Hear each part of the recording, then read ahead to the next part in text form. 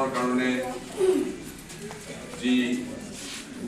দলৰ ফালৰ পৰা নমিনেশ্যন অৰ্থাৎ মোক প্ৰাৰ্থিত্ব দিবৰ কাৰণে যি কাগজ পত্ৰৰ প্ৰয়োজন হয়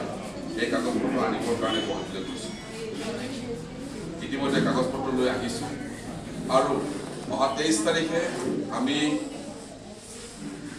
আমাৰ জিলা প্ৰশাসন অৰ্থাৎ DC অফিচত আমাৰ নমিনেশ্যন ছাবমিট কৰি জমা দি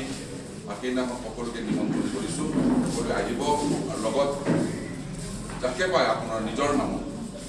যিসকলে অসম গণ পৰিষদক ভাল পায় তেখেতসকলক পৃথ্বীৰাজ ৰাভাক ভাল পায়